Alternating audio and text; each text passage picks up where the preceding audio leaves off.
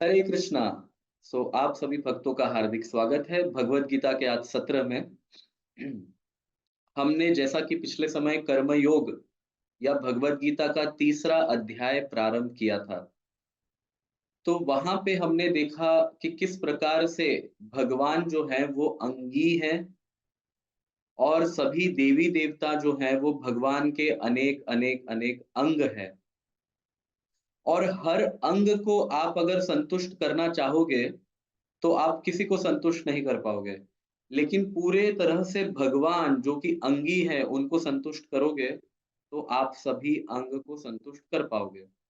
इसके उदाहरण में हमने एक बहुत ही इस सिद्धांत को समझने के लिए हमने एक बहुत अच्छा उदाहरण भी लिया था कि जैसे मूल में पानी डालने से वृक्ष के हर पत्ता या हर डाली, हर फल, हर फूल को पानी प्राप्त होता है।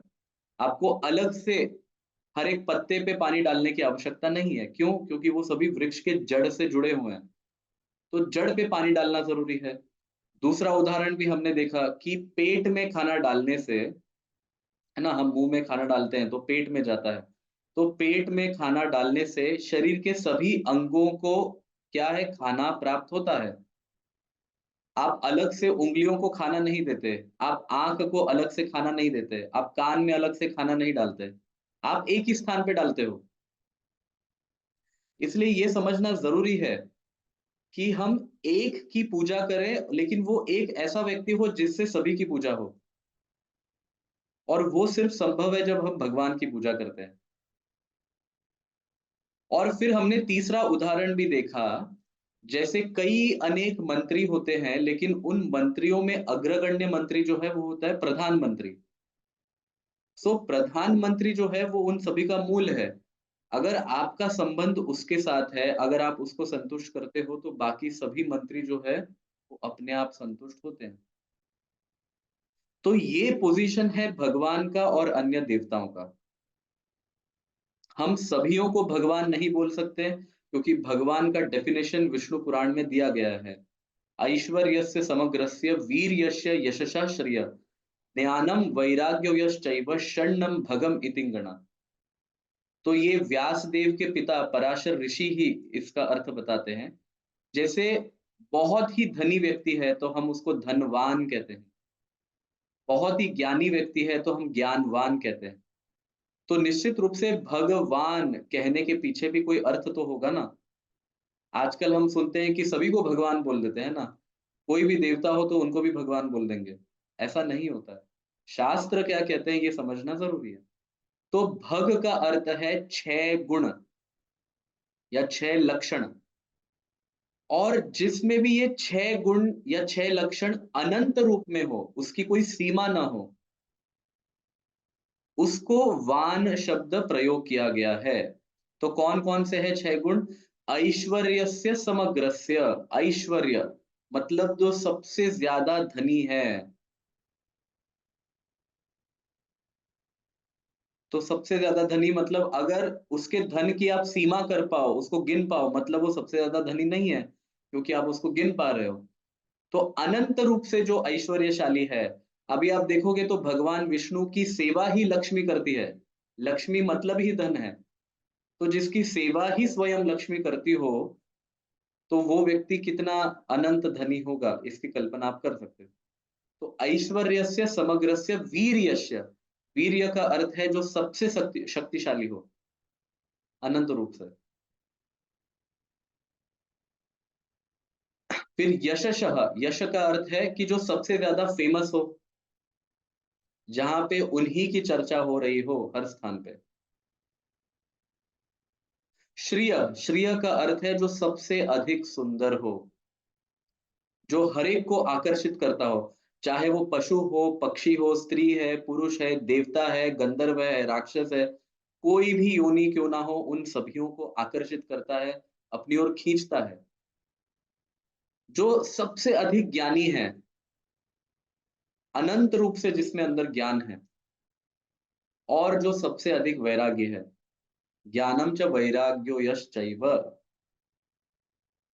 तो ये सभी के सभी लक्षण जो है वो भगवान विष्णु या विष्णु तत्वों में हमें प्राप्त होते हैं। इसलिए शास्त्रों में इनको भगवान कहा गया है। और जिन भी स्थानों में अन्य देवताओं को भगवान कहा गया है, तो उसके लिए भी उसका स्पेसिफिक अर्थ बताया गया है, क्योंकि ये भगवान के शक्तियों के विभिन्न रूप से प्रतिनिधित्व करते हैं, इसलिए वो टाइटल उन्हें दिया गया है। ये समझना बहुत जरूरी है। तो आज का सत्र हम प्रारंभ करते हैं।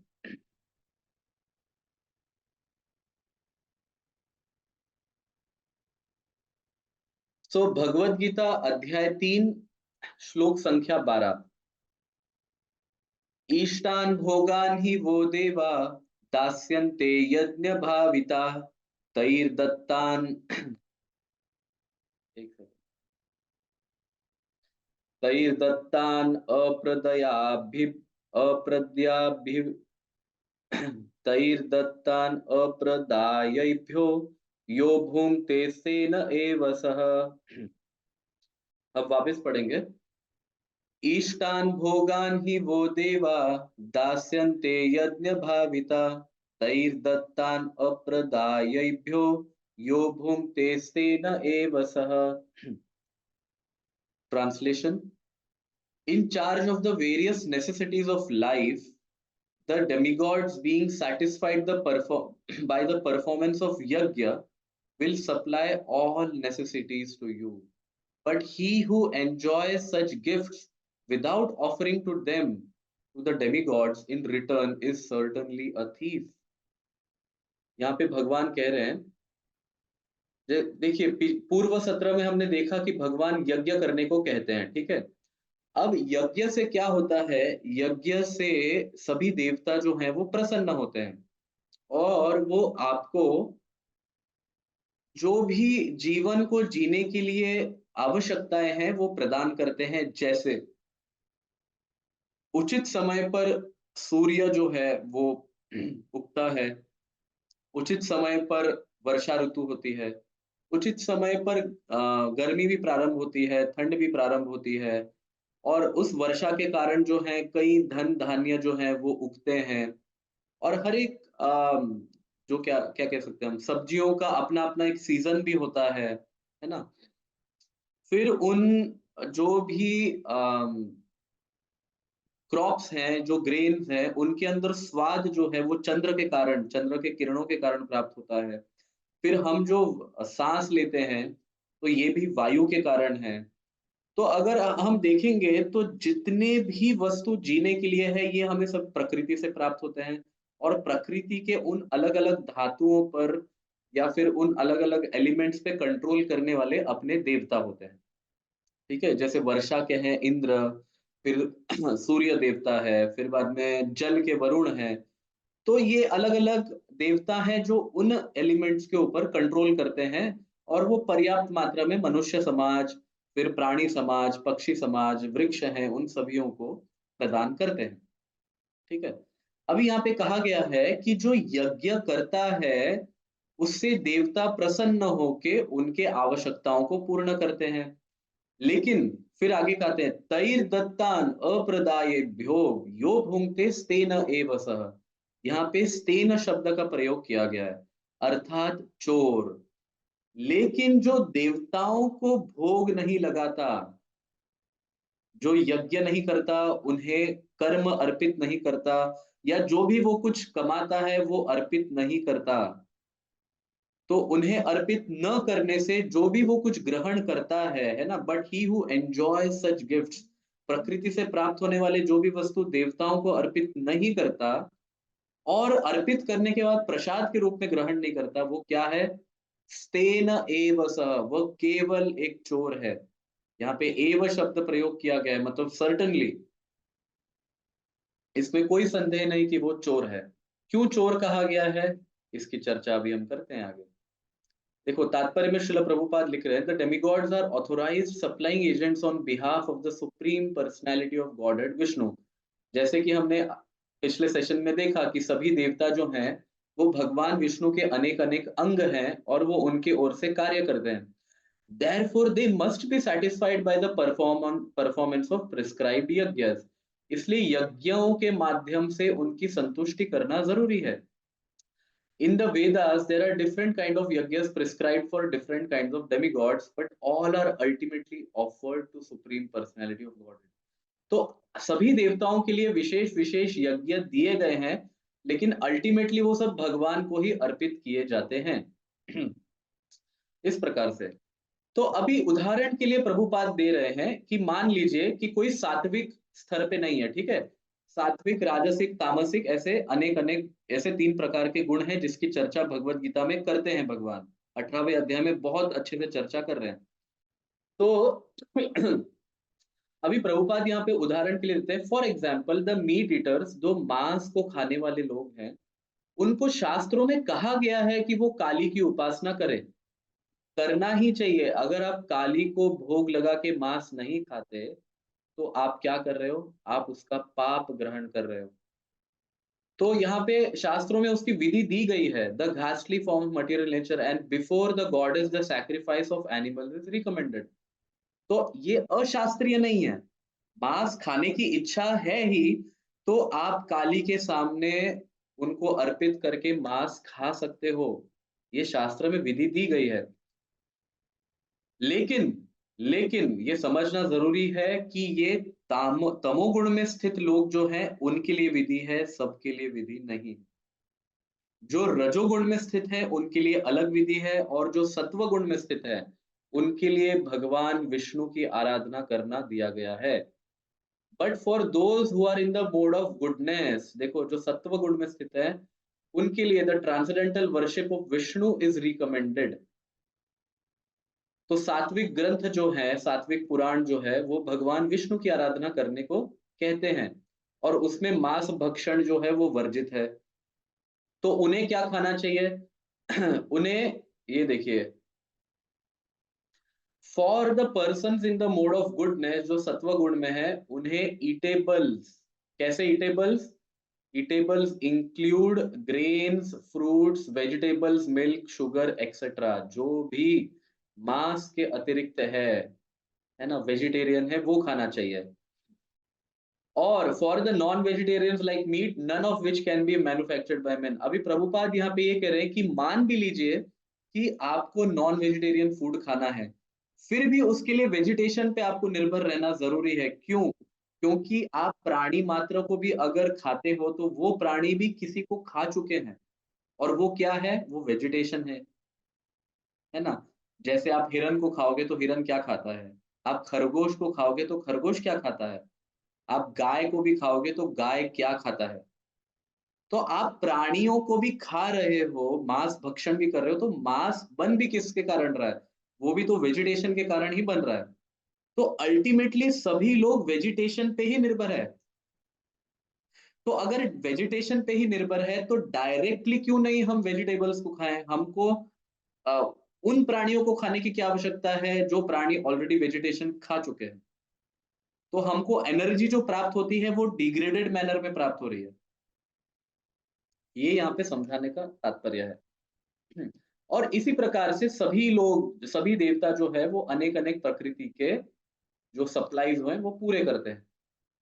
अभी अंत में यहाँ पे श्रील प्रभुपाद अचानक से एक टॉपिक लेके आ रहे हैं। Lord Chaitanya how ever inaugurated the easiest performance of यज्ञ, नेमली द संकीर्तन यज्ञ, विच can be performed by anyone in the world. ठीक है, यहाँ पे वर्ल्ड शब्द प्रयोग किया गया है, सिर्फ भारत नहीं। who accepts the principles of Krishna consciousness. यहाँ पे कितना सुंदर कहा गया है, देखिए। अभी हमें यज्ञ करने को कहा है, ये तो सिद्ध हो गया, ठीक है, भगवान कह रहे हैं यज्ञ करो। प्रभुपाद अचानक से यहाँ पे चैतन्य महाप्रभु द्वारा संकीर्तन यज्ञ जो प्रारंभ किया गया है, उस यज्ञ की चर्चा कहाँ से ले गया? इसका अगर लिंक हम नहीं समझेंगे तो हम बहुत कंफ्यूज होंगे। देखिए, सबसे पहले हमें समझना जरूरी है कि यज्ञ केवल अग्नि में आहुति डालते हैं उसी को नहीं कहा जाता। आप समझ रहे हैं इसे? आपने ये यज्ञ तो देखा है ना कि कोई ब्राह्मण मंत्र उच्चारण कर रहा है, फिर घी डाल रहा है, फिर उसके अंदर कुछ ना कुछ अनेक अनेक धातुओं डालते हैं, और फिर आपको यजमान के रूप में वहां पे बिठाया जाता है। तो ये तो एक प्रकार का यज्ञ हुआ। लेकिन केवल और केवल इसी को यज्ञ नहीं कहा गया है। आगे भगवान इसके इमीडिएटली 2-3 श्लोक के बाद ही भगवान चर्चा करते हैं कि हमारे नियत कर्म जो है, उन नियत कर्मों को भी यज्ञ कहा गया है। और ऐसे पंचाग्न यज्ञ है। पंचाग्न मतलब 5 प्रकार के अग्नि में आहुति डाली जाती है। ये सभी यज्ञ है। और ये आने वाले अध्यायों में बहुत ही सुंदर से प्रभुपाद सुंदर रूप से अनेक अनेक उपनिषदों से कोट करके समझाएंगे। जैसे जैसे उदाहरण के लिए हमारा शरीर जो है वो क्या है? बताइए, हमारा शरीर क्या है? मान लीजिए किसी खेत में आप बीज आरोपण करते हो। ठीक है, बीज आरोपण करते हो तो उस बीज से क्या निर्माण होता है? ठीक है, ग्रेन्स निर्माण होते हैं उस बीज से। ठीक है, उसको भी यज्ञ कहा गया है। वहां पे पृथ्वी जो है वो यज्ञ कुंड है। और उसमें बीज आरोपण करना क्या है? वो यज्ञ में आहुति डालना है। तो उससे क्या निर्माण होगा? उससे खाने के पदार्थ निर्माण होंगे, भोजन निर्माण निर्माण होगा। फिर वो भोजन को जब हम अपने पेट में डालते हैं तो पेट को भी यज्ञ कुंड कहा गया है। और जो भोजन है उसको आहुति कहा गया है। तो ये भी यज्ञ है। इसको पंचाग्नि यज्ञ विधि कहा गई है। फिर बाद में जब हम उस भोजन को ग्रहण करते हैं तो भोजन को ग्रहण करने के बाद वो भोजन अल्टीमेटली क्या होता है? वीर्य बनता है, सीमेन बनता है ना? कुछ भोजन रक्त बनता है, कुछ हड्डी बनता है, कुछ चमड़ी बनता है, लेकिन जो सबसे ज्यादा गहराई में जाता है जो भोजन, वो क्या बनता है? वो सीमेन बनता है। अभी जब स्त्री के साथ पुरुष संग करता है तो उस संग के बाद वो वीर्य जो है वो स्त्री के गर्भ में स्थानांतरित करता है। तो उस संभोग को भी यज्ञ कहा गया है। उसको भी यज्ञ कहा गया है। तो वहां पे स्त्री का गर्भ जो है वो यज्ञ कुंड है। और पुरुष जो है वो आहुति डाल रहा है बीज के माध्यम से, वीर्य के माध्यम से।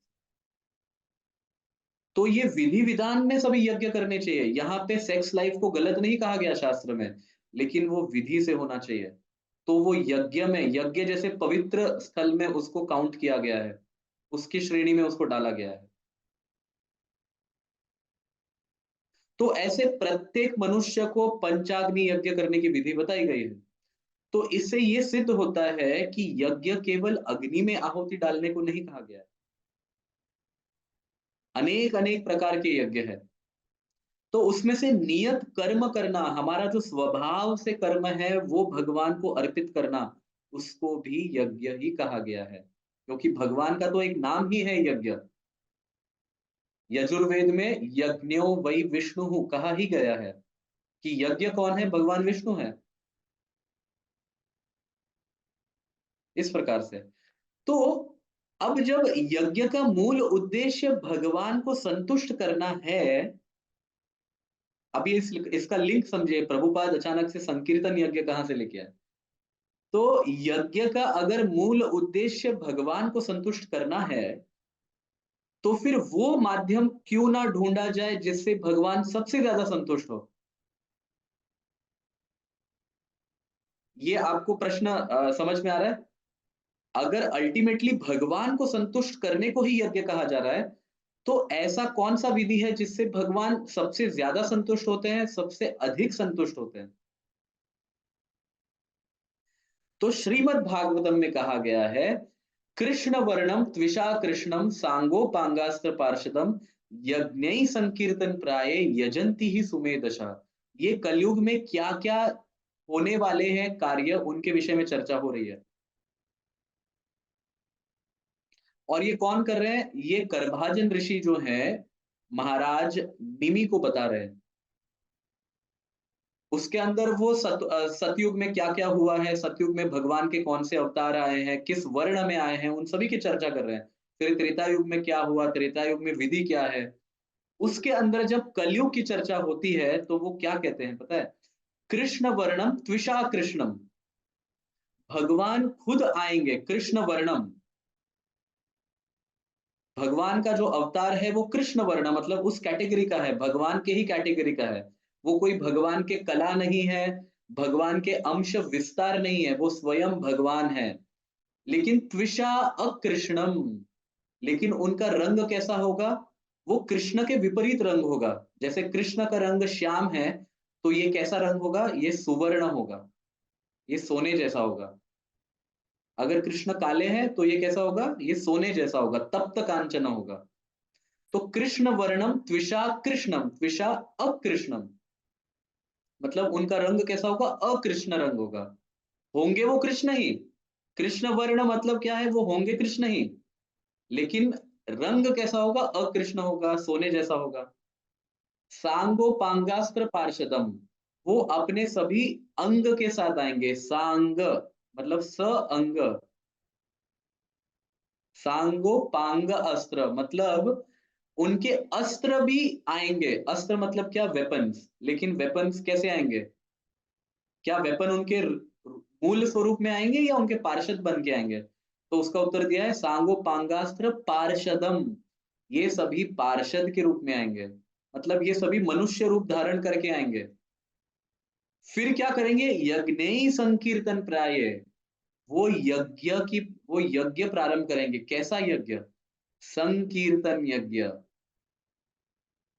संकीर्तन यज्ञ मतलब सभी लोग भगवान के नाम का जप करना प्रारंभ करेंगे।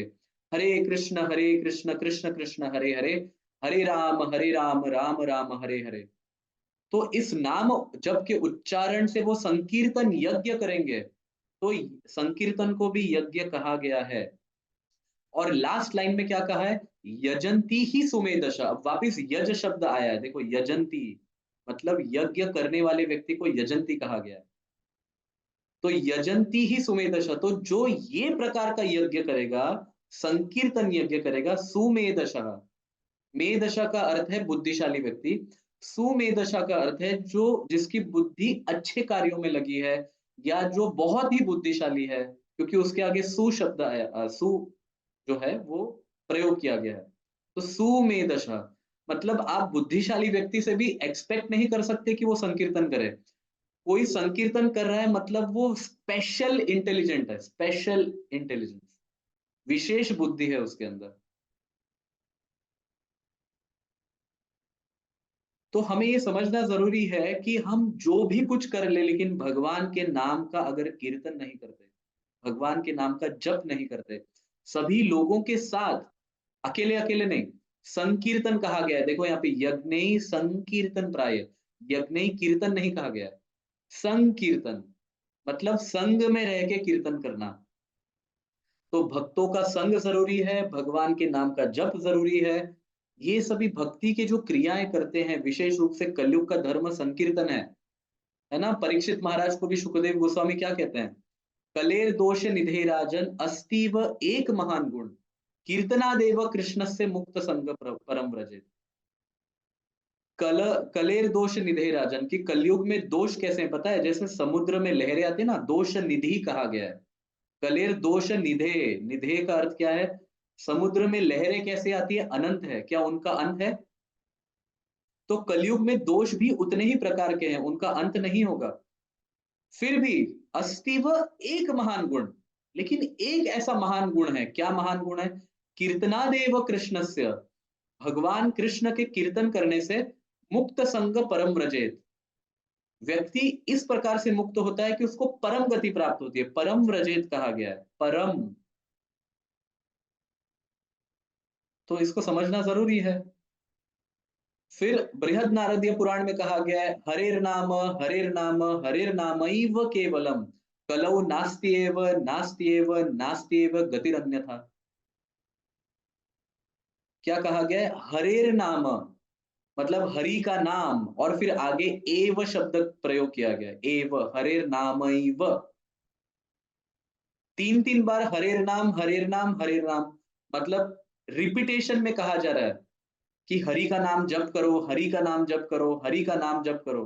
लेकिन तीसरी बार जो कहा जा रहा है, एव कहा जा रहा है, हरिर नामैव, मतलब केवल हरि के नाम से ही क्या होगा? कलौ नास्त्येव नास्त्येव गतिरन्यथा। आपको अगर कलयुग में मुक्ति प्राप्त करनी है तो नास्त्येव, कोई और मार्ग नहीं है, नहीं है, नहीं है। रिपीटेशन हो रहा है 3-3 बार। तो अगर ये महत्वपूर्ण बात नहीं होती या सबसे ज्यादा महत्वपूर्ण बात नहीं होती तो इतने बार रिपीटेशन नहीं होता, और उस रिपीटेशन में भी एव शब्द नहीं कहा जाता। एव का अर्थ है कि वो करना ही चाहिए। तो इसकी गहराई को हमें समझना जरूरी है। इसलिए प्रभुपाद अब यहाँ पे संकीर्तन यज्ञ लेके आए टॉपिक, क्योंकि संकीर्तन यज्ञ करना बहुत आसान है। देखो भगवान यज्ञ तो करने कह रहे हैं, लेकिन यज्ञ करने के लिए घी शुद्ध होना चाहिए। क्या घी आपको शुद्ध मिल सकता है? मान लीजिए आपको घी शुद्ध भी मिल गया, लेकिन क्या उतना महंगा घी हर एक व्यक्ति खरीद सकता है यज्ञ करने के लिए? क्या गरीब व्यक्ति ऐसा यज्ञ कर सकता है? बताइए मुझे। क्योंकि भगवान तो कह रहे हैं कि सभी को यज्ञ करना चाहिए, अन्यथा वो पाप खा रहा है। तो हमें ऐसा यज्ञ ढूंढना पड़ेगा जिसमें गरीब भी कर सके, अमीर भी कर सके, बूढ़ा भी कर सके, बच्चा भी कर सके, स्त्री भी कर सके, पुरुष भी कर सके, भारतवासी भी कर सके, भारत के बाहर जो अन्य धर्मों में है वो भी कर सके। और जिस यज्ञ से पशु भी लाभित हो, पक्षी भी लाभित हो, वृक्ष भी लाभित हो, कीटे कीड़े भी लाभित हो, तो ऐसा कौन सा यज्ञ है? ऐसा तो सिर्फ संकीर्तन यज्ञ है। क्योंकि संकीर्तन यज्ञ में ना धन का वहां पे इन्वेस्टमेंट है, ना वहां पे आपको ब्राह्मण चाहिए। क्योंकि ब्राह्मण है तो ब्राह्मण की शुद्धता भी होनी चाहिए, वो कितना शुद्ध है ये हमें नहीं पता। वहां पे ना उच्चारण के लिए इतना फोर्स किया गया है, क्योंकि नारद मुनि श्रीमद् भागवतम में बताते हैं युधिष्ठिर महाराज को कि भगवान के नाम का उच्चारण, उनके नाम का संकीर्तन हंसी मजाक में, म्यूजिकल एंटरटेनमेंट के लिए, सीरियसली किसी भी अवस्था में अगर आप नाम जप करोगे तो उसका उतना ही बेनिफिट है। उसी प्रकार से जैसे अग्नि जो है, कोई भी व्यक्ति अग्नि के पास जाएगा तो वो जल जाएगा। अग्नि डिस्क्रिमिनेट नहीं करती कि ये पापी है, ये पुण्यशाली है, ये मजाक उड़ा रहा है, ऐसे डिस्क्रिमिनेट नहीं करता। भगवान का नाम भी वैसा ही पवित्र है अग्नि जैसा। जो भी व्यक्ति भगवान के नाम का जप करता है वो अपवित्र हो पवित्र हो, क्या है? अपवित्रो पवित्रो वा सर्वावस्थाम गतौ पीवा यह स्मरेत पुंडरीकाक्षम। आप अपवित्र हो या पवित्र हो, यह स्मरेत पुंडरीकाक्षम, जो भी भगवान विष्णु का स्मरण करता है, सब बाह्यभ्यंतर शुचि ही, वो बाहर से अंदर से क्लीन हो जाता है, शुचि ही, वो पवित्रता को प्राप्त करता है। ये तो कोई भी कर सकता है भगवान के नाम का जप। इसलिए श्रील प्रभुपाद यज्ञ में यहाँ पे संकीर्तन यज्ञ को फोर्स कर रहे हैं, क्योंकि चैतन्य महाप्रभु ने ऐसा नहीं कहा कि तुम गरीब हो तुम्हें यज्ञ करने का अधिकार नहीं है, या फिर घी लेके आओ, शुद्ध ब्राह्मण लेके आओ। तो ऐसे यज्ञ कलयुग में हो ही नहीं सकते। पाणिनि तो कहते हैं कि वेद के मंत्र का उच्चारण शुद्ध रूप से कलयुग में कोई भी ब्राह्मण नहीं कर सकता, एकदम क्लियरली डिक्लेयर करते हैं। जो संस्कृत के भगवान माने जाते हैं पाणिनि, जिनसे सभी धातु पाठ सीखते हैं, संस्कृत वाले सभी जानते हैं यहाँ पे कि पाणिनि ने क्या किया है जगत के लिए। तो वो पाणिनि खुद यहाँ पे कह रहे हैं कि वैदिक मंत्रों का उच्चारण पॉसिबल नहीं है कलयुग में। नहीं है मतलब नहीं है। आप कोई भी ये क्लेम नहीं कर सकता कि हम शुद्ध रूप से उच्चारण कर सकें, कितना ही शुद्ध ब्राह्मण क्यों ना हो, वो पॉसिबल नहीं है। This is Panini's claim. और कोई भी पाणिनि के इस क्लेम को गलत नहीं साबित कर सकता, वो कितना ही बड़ा स्कॉलर क्यों ना हो, वो गलत नहीं साबित कर सकता है। तो जब पाणिनि यहाँ पे खुद कह रहे हैं कि वेदों के मंत्र का उच्चारण पॉसिबल नहीं है कलयुग में शुद्ध रूप से करना, और ये भी कहाँ गारंटी है कि ब्राह्मण इतनी शुद्धता मेंटेन कर रहे हैं? आप अगर दक्षिण भारत में जाओगे तो आपको अच्छे ब्राह्मण मिलेंगे, नो डाउट। लेकिन आप जैसे जैसे जैसे जैसे ऊपर की दिशा में आओगे, गुजरात आओगे, महाराष्ट्र आओगे, तो वहां पे फिर उससे भी ऊपर जब जाओगे तो ब्राह्मण वहां पे तंबाकू भी खाते हैं, सब कुछ चलता है वहां पे। द्विवेदी सरनेम है, त्रिवेदी सरनेम है, चतुर्वेदी सरनेम है, लेकिन बिजनेस कर रहे हैं, वो ब्राह्मण के कार्य नहीं कर रहे। मांस भक्षण भी करते हैं, ब्राह्मण के कोई गुण नहीं है उनमें। तो शुद्धता नहीं है। शमो दमो तपस ज्ञानम आर्जवम, ये सभी लक्षण भगवत गीता में भगवान ने बताए हैं ब्राह्मण के क्या क्या है। तो ब्राह्मण के कुल में जन्म लेने से ब्राह्मण कोई व्यक्ति होता नहीं। इसलिए ऐसे व्यक्ति से यज्ञ करने से फल नहीं प्राप्त होगा, इनफैक्ट विपरीत फल भी प्राप्त हो सकता है। इसके विषय में श्रीमद् भागवतम में एक बहुत ही सुंदर कथा आती है। तो वृत्रासुर जो है, उसको जन्म देने के लिए यज्ञ किया गया था, और यज्ञ में इंद्र शत्रो, शॉर्ट कहना चाहिए था लेकिन उसको शत्रो ऐसे लंबा खींचा गया यज्ञ करते समय गलती से, है ना। ब्राह्मण जो यज्ञ कर रहे थे तो उन्होंने इंद्र शत्रो कहने के स्थान पे इंद्र शत्रो ऐसे लंबा खींच दिया। तो केवल स्वर को लंबा खींचने से उसका अर्थ ही बदल गया, और इंद्र को मारने वाला शत्रु जन्म लेने के स्थान पे इंद्र के हाथ से मरने वाला शत्रु जन्म ले गया। आप समझ सकते हैं कि यज्ञ में मंत्र उच्चारण कितने परफेक्ट होने चाहिए। ये बहुत फेमस उदाहरण है। इससे अच्छा उदाहरण आपको प्राप्त नहीं होगा कहीं पे शास्त्रों में, कि इंद्र शत्रु कहने के स्थान पे इंद्र शत्रु लंबा खींच दिया गया। तो उसका मीनिंग ही कॉन्ट्राडिक्टरी हो गया।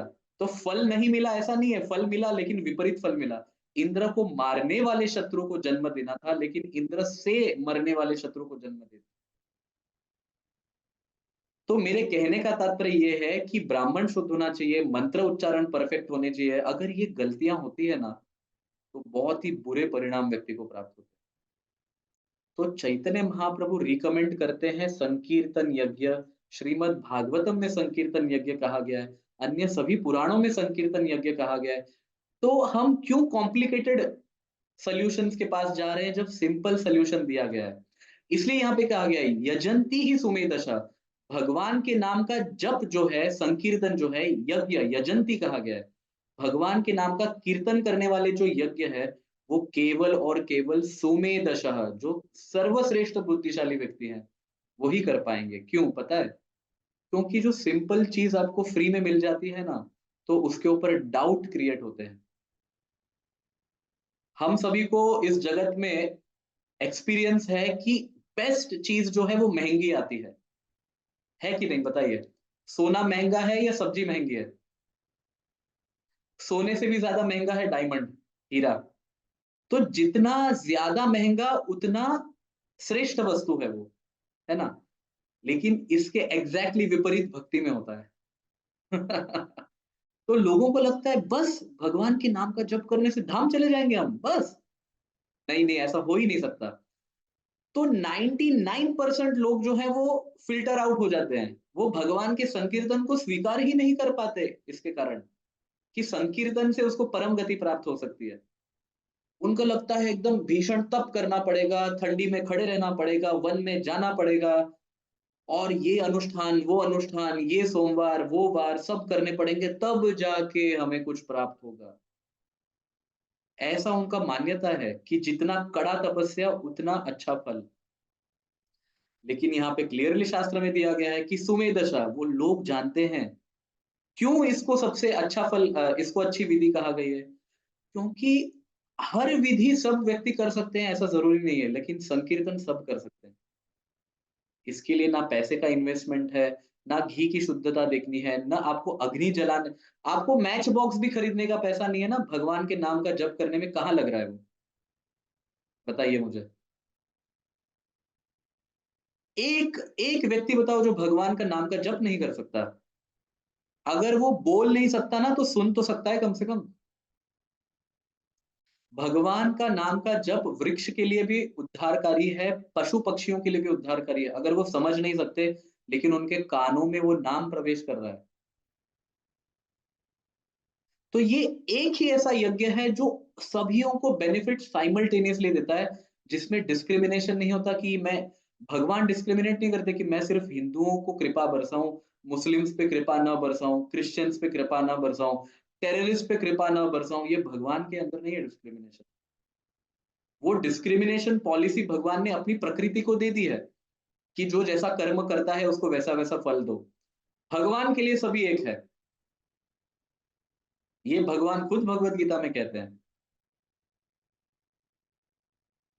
समो अहम सर्वभूतेषु। मैं सभी जीवों के लिए एक हूं, समो अहम। मैं सभियों के लिए एक समान हूं। भगवान कभी डिस्क्रिमिनेट नहीं करते। इसलिए क्योंकि वो भगवान का नाम है, तो भगवान का नाम कोई भी जप कर सकता है, इसके लिए कोई विधि नहीं है।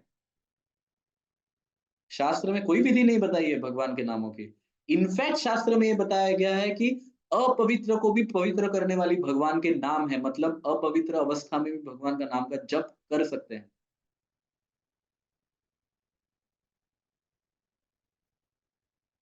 इतना सुंदर, इतना इजी टू एक्सेस अगर कोई विधि है, तो हम मूर्ख ही होंगे कलयुग के लोग अगर भगवान के नाम को छोड़ के बाकी सारी चीजें करेंगे हम, जिसका फल हमें प्राप्त होगा या नहीं ये भी नहीं पता। सही फल प्राप्त होगा या कॉन्ट्राडिक्टरी होगा इंद्र शत्रु जैसा, ये भी नहीं पता। लेकिन हम सब कुछ करने को तैयार है, लेकिन बस 1 घंटा 2 घंटा 16 माला जप भगवान के नाम का करने को तैयार नहीं है। ये हमारी पतित अवस्था है।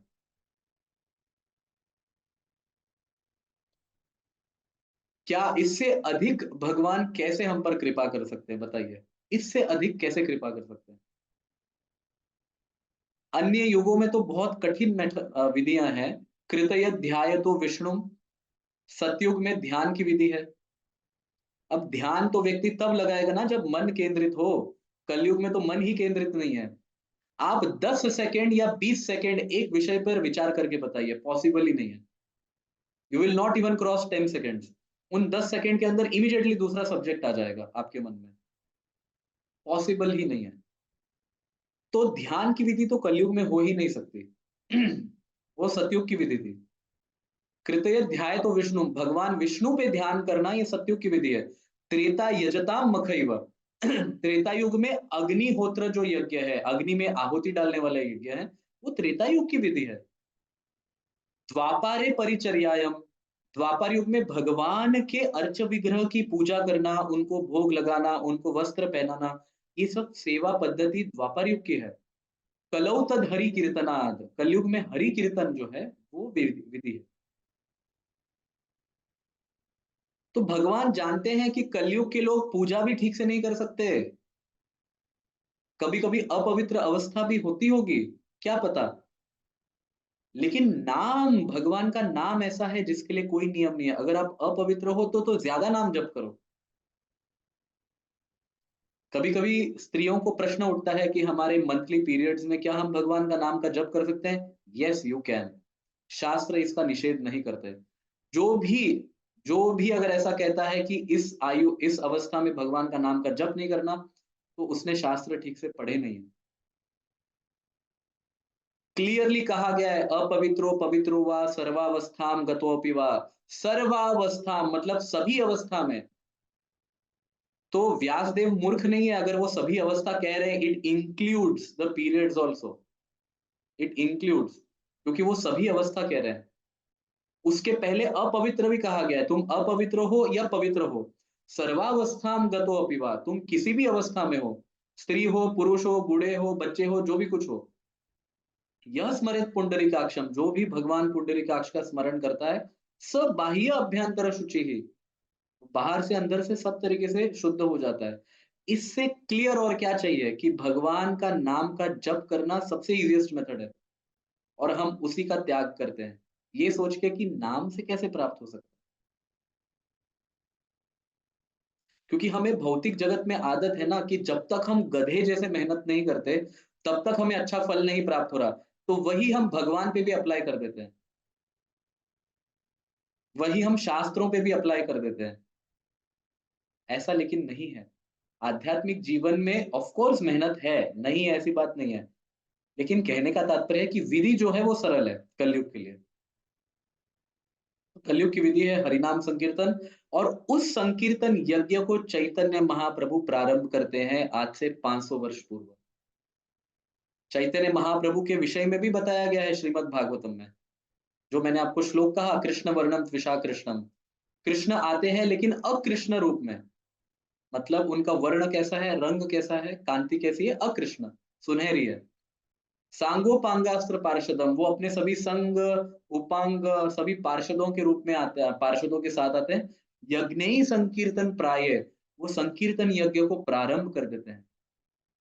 और जो संकीर्तन यज्ञ में जुड़ता है चैतन्य महाप्रभु के साथ, वो यजंती ही सुमेधशा, वो सबसे बुद्धिशाली व्यक्ति है। और श्रील प्रभुपाद के कारण शिला प्रभुपाद अगर नहीं होते तो चैतन्य महाप्रभु के इस आंदोलन आंदोलन को, जो केवल बंगाल तक सीमित था, और शिला प्रभुपाद के गुरु भक्ति सिद्धांत सरस्वती ने उसको भारत तक प्रचार कर दिया, लेकिन प्रभुपाद ने उसको पूरे विश्व में प्रचार कर दिया इस्कॉन संस्था के द्वारा। तो प्रभुपाद जी ने सभीयों का भाग्य खोल दिया है, उन्होंने सिर्फ भारत तक सीमित नहीं रखा, क्योंकि भगवत गीता में तो भगवान कहते हैं सभी मेरे पुत्र हैं। सर्व योनिषु कौन्तेय अहम बीज प्रदापिता, मैं सभी योनियों का पिता हूं, हे अर्जुन। भगवान ऐसा नहीं कहते कि सिर्फ मैं मनुष्यों का पिता हूं, सिर्फ मैं हिंदुओं का पिता हूं, ऐसा नहीं कह रहे भगवान। सर्व योनिषु को, तो अगर भगवान के सभी बच्चे भटके हुए हैं गलत मार्ग पे, तो उनको सही मार्ग पे लेके आना हमारा दायित्व है या नहीं? उनको संकीर्तन यज्ञ से जोड़ना हमारा दायित्व है या नहीं? समाज में शांति स्थापित करना हमारा दायित्व है या नहीं? या समाज में एक वर्ग झगड़ रहा है तो उस वर्ग के साथ हम भी झगड़ने लग जाए? तो सभी झगड़ने बैठेंगे तो वसुधैव कुटुंबकम इस सिद्धांत की स्थापना कौन करेगा? ये भी तो हमारा ही सिद्धांत है ना, वसुधैव कुटुंबकम।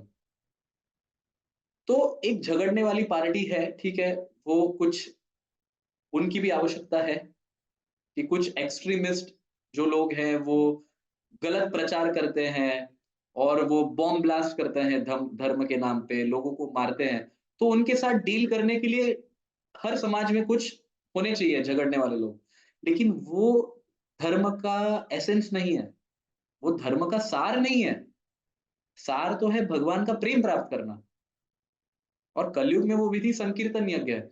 और किसी प्रकार से अगर भगवान के भटके हुए बच्चे, जो सभी मनुष्य हैं, वो अगर जुड़ रहे हैं तो झगड़ने की क्या आवश्यकता है? बताइए। अगर आपका बच्चा कोई गलत कार्य कर रहा है, तो गलत कार्य का परिणाम दंड निश्चित रूप से है, लेकिन अगर उसको समझाने से वो सही कार्य कर रहा है तो क्या उसको मारना चाहिए? बताइए, क्या उसको मारना चाहिए? अगर आप अपने बच्चे को समझाते हो कि भाई ये गलत है, ऐसे झूठ नहीं बोलना चाहिए, ये खाना गलत है, तो जरूरी नहीं कि मार के ही समझाया जा सकता है। अलग अलग विधियां होती हैं समझाने की। तो अगर कोई प्रेम से समझ रहा है, तो भटके हुए जीव अगर प्रेम से समझाने से ही मान रहे हैं, तो संकीर्तन यज्ञ में जोड़ो उनको। डिस्क्रिमिनेट नहीं करना चाहिए कि ये सिर्फ हमारे लिए, तुम्हारे लिए नहीं है। अब जैसे उदाहरण के लिए भगवान राम का प्राण प्रतिष्ठा हुआ, तो हम देख पाते हैं कि उसमें सभीयों का स्थान था, है ना? मैं आज ही एक आर्टिकल में पढ़ रहा था कि जो पूरे मुस्लिम्स के हेड हैं भारत में, इमाम हैं कोई बहुत बड़े, तो वो भी राम मंदिर के प्राण प्रतिष्ठा में गए थे, और उनके विरुद्ध जो है वो फतवा जारी किया गया था। तो उन्होंने क्या कह दिया? उन्होंने कहा कि भगवान राम सबके हैं। तो ये जो विचारधारा है, ये विचारधारा, जब हम भगवान में भेदभाव नहीं करें, जब हम देखते हैं कि हम सभी भगवान के बच्चे हैं, तो ये विचारधारा आवश्यक है। और इस विचारधारा के लोग सब समाज में होते हैं, और इसके विरुद्ध विचारधारा वाले लोग कि सिर्फ हमारा ही विचारधारा सत्य है, ऐसे विचार वाले लोग भी सभी समाज में होते हैं। ऐसा मत समझिए कि हिंदुओं में ऐसे विचारधारा नहीं है, उनमें भी है। उनका प्रमाण कम हो सकता है, लेकिन है आवश्यक। तो हमारा लक्ष्य सिर्फ हिंदू बनना नहीं है, है ना? या सनातनी का है ना वो रेड लेबल, जो रेड झंडा है ना जो दिखाते हैं, वो बनना नहीं है हमारा लक्ष्य। हमारा लक्ष्य है वापस भगवान के धाम जाना। क्यों मैं कहता हूं हमारा लक्ष्य हिंदू बनना नहीं है? क्योंकि अगर सिर्फ हिंदू बनना हमारा लक्ष्य है, तो एक कट्टर हिंदू के जितने भी लक्षण है वो सभी रावण में है। रावण ब्रह्मा के जनरेशन में है। रावण ब्राह्मण कुल में जन्म लेता है। रावण को संस्कृत का ज्ञान है। रावण चारों वेदों का ज्ञाता है। रावण शिव जी का भक्त है। इससे अधिक कट्टर हिंदू के क्या लक्षण हो सकते हैं, बताइए मुझे? फिर भी भगवान राम ने उनका वध किया, फिर भी वो असुर श्रेणी में ही आते हैं। जबकि बलि महाराज, प्रहलाद महाराज, विभीषण, ये सभी असुर होने के बाद भी भक्तों की श्रेणी में आते हैं, है ना? प्रहलाद महाराज किस कुल में जन्म लिए? हिरण्यकशिपु के पुत्र थे, असुर कुल में जन्म लिए। लेकिन उनको भक्तों की श्रेणी में डाला जाता है। विभीषण किसके भाई थे? लेकिन उनको भक्तों की श्रेणी में डाला जाता है। तो किसी व्यक्ति का किसी कुल में जन्म लेना, किसी देश में जन्म लेना और किसी जाति में जन्म लेना या फिर किसी धर्म में जन्म लेना, ये सिद्ध नहीं करता कि वो भगवान की प्राप्ति कर सकता है या नहीं। भगवान की प्राप्ति करने का अधिकार सभी जीवों का है। सभी जीवों का अधिकार है। किसी भी स्थान में भगवत गीता में भगवान ये नहीं बताते कि मेरे मुझे सिर्फ हिंदू आराधना कर सकते हैं। इसके विपरीत भगवान ने दूसरे अध्याय में खंडन कर दिया है। भगवान कहते हैं तुम शरीर नहीं तुम आत्मा हो। हमने दूसरे अध्याय में सीखा कि नहीं सीखा? तो जब हम शरीर नहीं हैं, तो शरीर से उत्पन्न होने वाले धर्म कैसे हमारे धर्म हो गए? आज इस आत्मा ने हिंदू परिवार में जन्म लिया, इसलिए हिंदू विधि विधान से वो कार्य कर रहा है। कल आपने देह त्याग दिया, मान लो आपको मुसलमान परिवार में जन्म प्राप्त होता है, तो आप कैसे रहोगे बताओ? आपके कैसे संस्कार होंगे? तो मतलब शरीर तो चेंज हो रहा है कि नहीं हो रहा मरने के बाद? तो शरीर नश्वर है, तो शरीर से उत्पन्न होने वाला धर्म भी नश्वर होगा कि नहीं होगा? तो सनातन धर्म और हिंदू धर्म एक नहीं है, इसको समझना जरूरी है। सनातन ये आत्मा के साथ संबंधित है, आत्मा सनातन है, आत्मा अविनाशी है। तो आत्मा का धर्म सनातन धर्म है। इसलिए हमें ये नहीं कहना चाहिए कि हम हिंदू है, हिंदू है। हिंदू तो भाई आज तुम हिंदू परिवार में हो इसलिए तुम हिंदू हो। कल तुम मर जाओगे, जिस भी परिवार में जन्म लोगे, तब क्या करोगे? मान लो तुमने अगर आतंकवादी के परिवार में जन्म ले लिया, तब तो तुम हिंदुओं के विरुद्ध ही कार्य करोगे। पूर्व जन्मों में तुमने हिंदुओं के लिए कार्य किया, अगले जन्मों में आप हिंदुओं के विरुद्ध कार्य करोगे, तब क्या? इसलिए ये तटस्थ लक्षण है। तटस्थ लक्षण का क्या अर्थ है? मानो आप अपने एक सगे संबंधी के घर पे जाते हो पहली बार, ठीक है? आपको पता नहीं है कि सोसाइटी में आप एंटर करते हो, तो आप पूछते हो गार्ड से कि इस व्यक्ति का घर कहाँ है, ठीक है? तो गार्ड आपको बताता है कि देखो वो पक्षी दिख रहा है उस बालकनी या उस टेरेस पे खड़ा है पक्षी, बस वही घर है। तो आप एक बार तो गए, मान लो दूसरी बार जब जा रहे हो वो पक्षी वहां पे नहीं है, किसी और बालकनी में है। तो पक्षी के होने से आप निर्धारित करोगे कि आपके आपके मित्र का, आपके सगे संबंधी का घर वहां पे है? बताइए। मान लो पक्षी ही नहीं बैठा है, तो क्या आपके मित्र का घर ही नहीं है वहां पे? सो पक्षी is not the determining factor, उसको तटस्थ लक्षण कहते हैं। अगर आप तटस्थ लक्षण के अनुसार भगवत प्राप्ति करना चाहते हो, तो कभी कभी हो भी सकती है या नहीं भी हो सकती। अगर पक्षी उस बालकनी पे बैठा है तो ठीक है, अगर नहीं बैठा तो क्या करोगे? तो आपको गति नहीं प्राप्त होगी वो। हमें स्वरूप लक्षण के अनुसार कार्य करने चाहिए। स्वरूप लक्षण क्या है? एक है तटस्थ लक्षण, एक है स्वरूप लक्षण। स्वरूप लक्षण ये है कि उसका एग्जैक्ट एड्रेस, जैसे D404 सुरेल अपार्टमेंट नियर सत्याग्रह छावनी ऑपोजिट देवाशीष स्कूल, तो ये जो है इसको कहते हैं स्वरूप लक्षण, एग्जैक्ट डिटेल्स। तो हमारा अपना स्वरूप लक्षण है भगवान की सेवा करना, लेकिन क्योंकि हम कर्म गलत करते हैं या कर्म सही करते हैं, उसके अनुसार हमें एक शरीर दिया जाता है प्रकृति के माध्यम से। तो उस शरीर से उत्पन्न होने वाले जो भी धर्म है, उसको कहते हैं तटस्थ लक्षण। क्योंकि तटस्थ का क्या अर्थ है? इट इज टेम्पररी, कभी है कभी नहीं है। अभी शरीर 100 साल तक जिएगा, तो 100 साल तक आप मुसलमान हो, 100 साल तक आप हिंदू हो, 100 साल तक आप क्रिश्चियन हो, या जो भी धर्म आप, जिस भी धर्म में आपने जन्म लिया है आप तब तक हो। लेकिन जीव जब कुत्ता या बिल्ली के शरीर में गया तब क्या है? तब बताइए क्या है? तो धर्म का अर्थ है जो कभी परिवर्तनशील ना हो। लेकिन हम देखते हैं इस जीवन में हमने कई बार देखा है कि लोग धर्म परिवर्तन करते हैं। अब जब धर्म परिवर्तन हो रहा है मतलब वो धर्म नहीं है, सीधा सीधा उत्तर मिल गया आपको, वो धर्म हो ही नहीं सकता। अगर कोई मुसलमान से हिंदू बन रहा है, हिंदू से मुसलमान बन रहा है, क्रिश्चियन से हिंदू बन रहा है, हिंदू से क्रिश्चियन बन रहा है, बुद्धिस्ट बन रहा है, बुद्धिस्ट से हिंदू बन रहा है, तो ये धर्म हो ही नहीं सकता, क्योंकि धर्म अपरिवर्तनशील है। धर्म कभी परिवर्तित हो ही नहीं सकता।